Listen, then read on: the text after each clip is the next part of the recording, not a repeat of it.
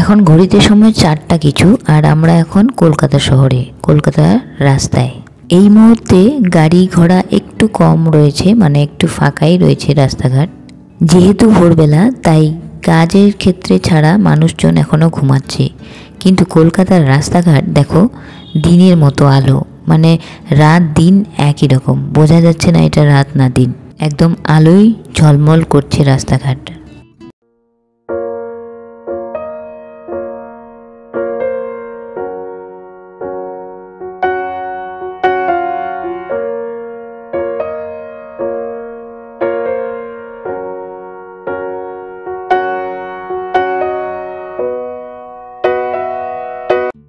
এখন আমরা হাওড়া ব্রিজের এখানে।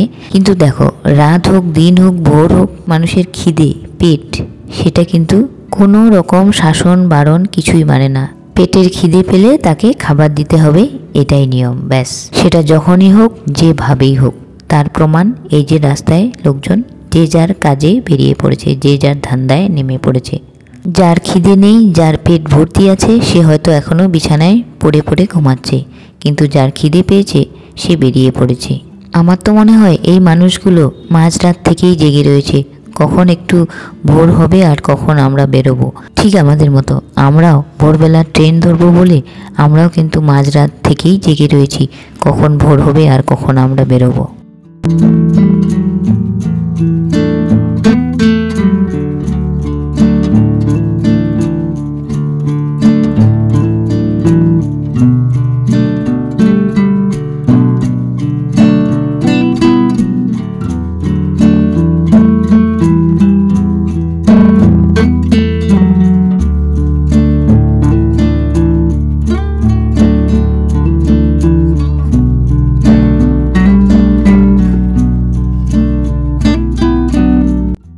আমরা প্রায় হাওড়া স্টেশনের কাছে পৌঁছে গেছি। আর ওই দূরে বড় ঘড়িটাতে দেখতে পাচ্ছি এখন বাজে 5টা 27, আর আমাদের ট্রেন হচ্ছে 5টা 50-এ। হাওড়া থেকে এনজেপি স্টেশন, বন্দে ভারত। আমরা এসেছিলাম শতাব্দী এক্সপ্রেসে, কিন্তু ফিরছি বন্দে ভারতে। আমরা যখন হোটেল থেকে বেরিয়েছিলাম তখন কিন্তু রাস্তাঘাট অনেকটাই ফাঁকা ছিল, আর এই দিক থেকে প্রচুর জ্যাম, কারণ যেহেতু স্টেশন আর কত ট্রেন এদিক ওদিক যাচ্ছে, কত মানুষ কোথায় কোথায় যাচ্ছে। আর এখন সকালও হয়ে গেছে। বাকি রাস্তাটা ঠিকই আসলাম, কিন্তু স্টেশনের সামনেই পুরো জ্যাম। এই যে আমাদের বন্দে ভারত ট্রেন এখানে দাঁড়িয়ে রয়েছে। বাহ, এবারের বন্দে ভারত লাল। এই বন্দে ভারতে প্রথমবার বসবো আমি। ওই সাদাটাতে বসেছি, সাদা বন্দে ভারতে, এটাতে বসিনি। এটা হলো C12, আমাদেরটা হচ্ছে C11, তো পাশেরটাই হবে।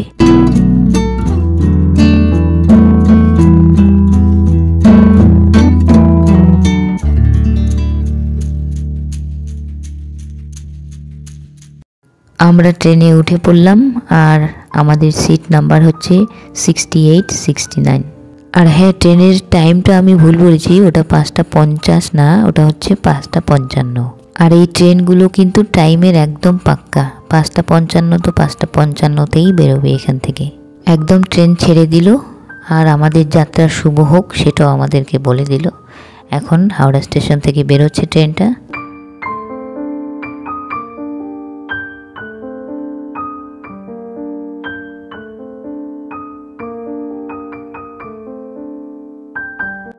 এই যে মানুষের জীবনের যে সময়টুকু না, এটা মানে এ থেকে জেড পর্যন্ত, এইটুকুই মানুষের জীবনের সময়। মানে এ থেকে জেড পর্যন্তই আমাদের সময়। তারপর আমরা একদিন মরে যাব, সেটা আজকে হতে পারে, কালকে হতে পারে।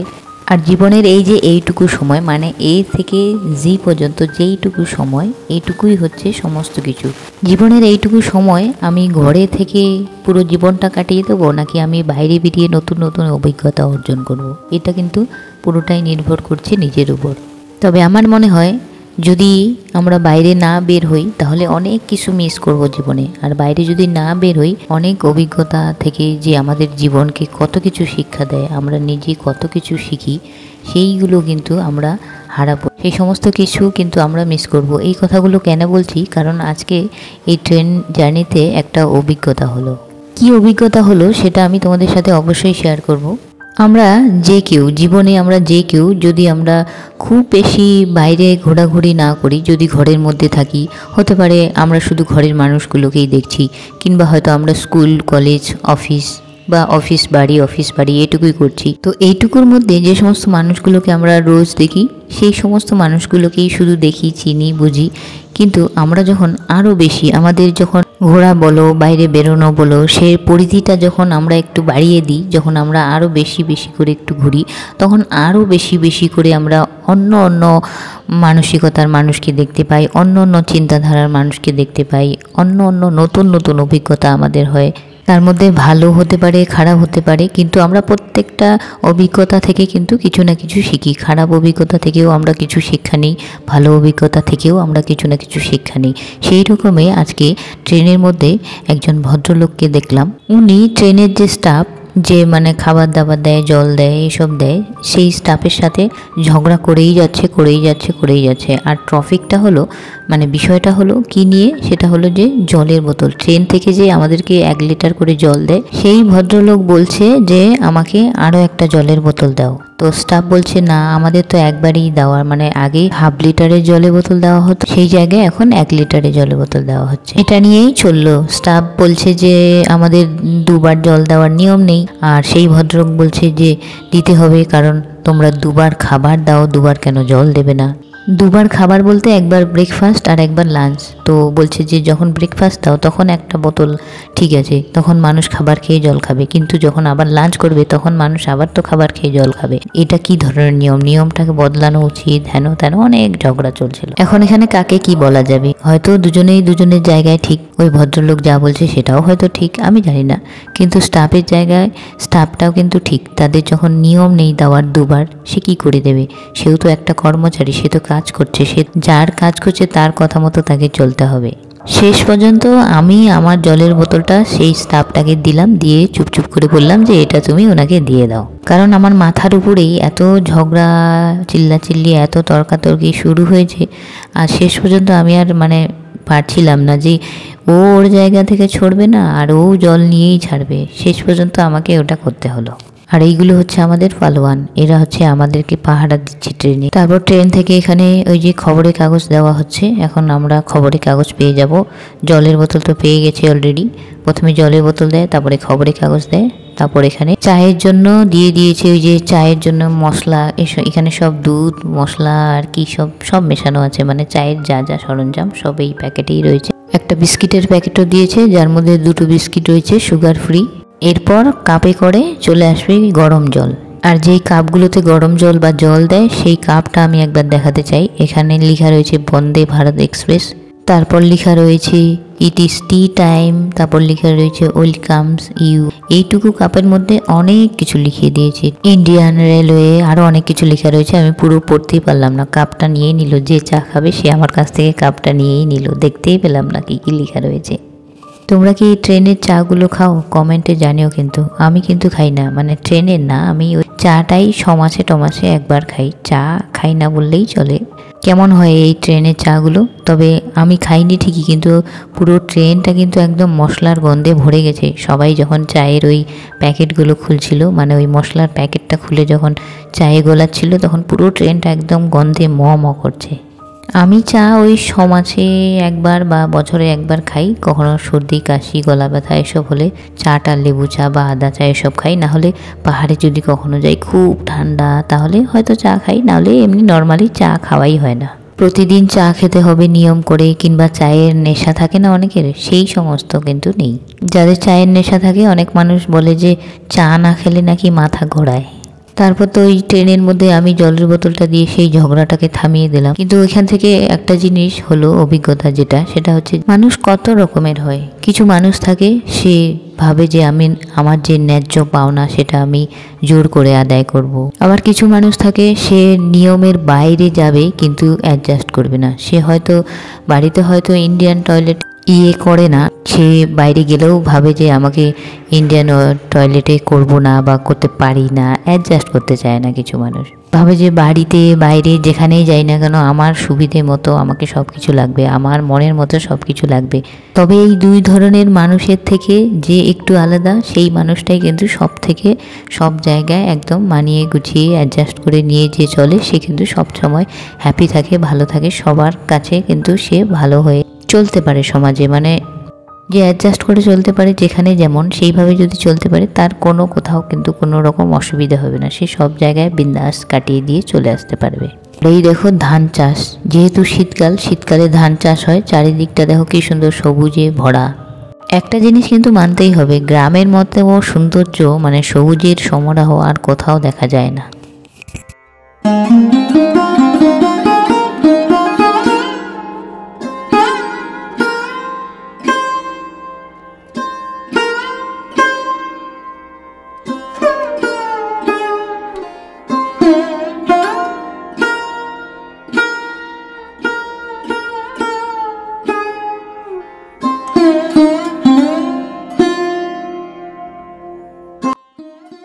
আর এই ট্রেনে ব্রেকফাস্টে কি কি দেয়, ভেজ কাটলেট, আলু ভাজা, তারপরে ব্রেড, মাখন, আর দুটো এইরকম বিস্কিট দিয়েছে, টমেটো কেচাপ আর মটরশুঁটি। যেহেতু আমরা ভেজটা নিয়েছি সেই জন্য, আর নন ভেজে হয়তো ডিমের অমলেটও দেয়। এই মুহূর্তে ট্রেনটা বোলপুর স্টেশনে ঢুকলো। এই হচ্ছে বোলপুর স্টেশন।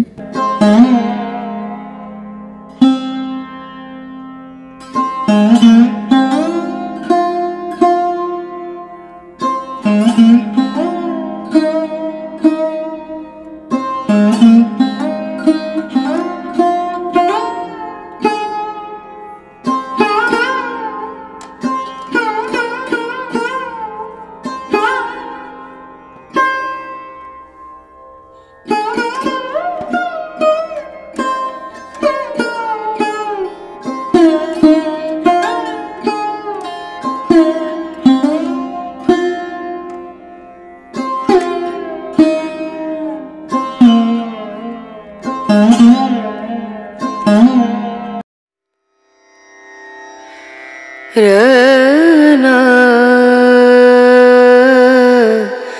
रना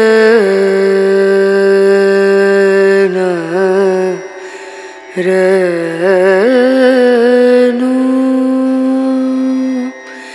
रे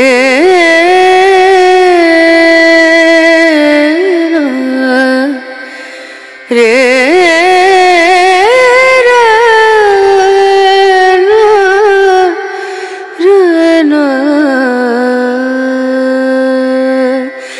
नजरिया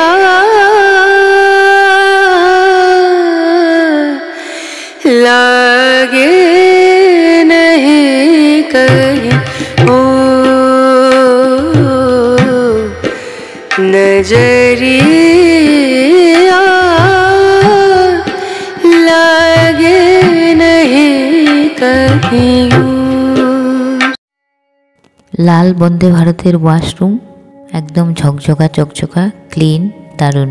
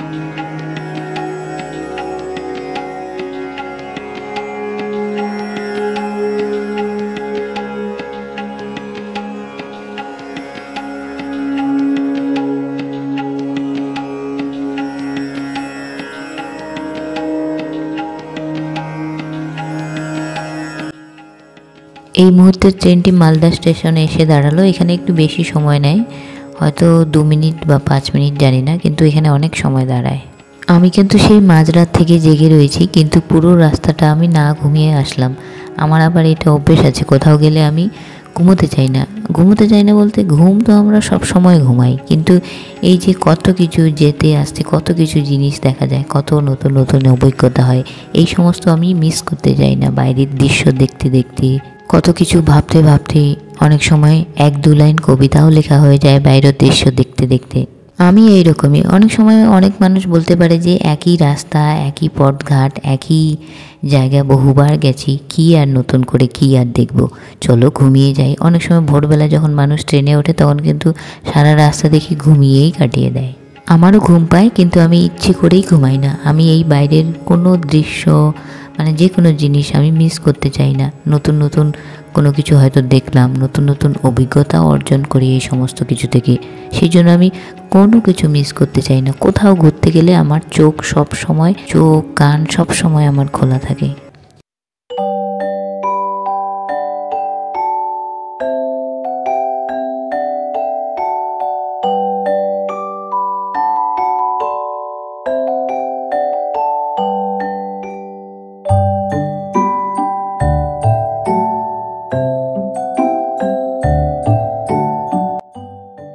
এই হচ্ছে আমাদের লাঞ্চ।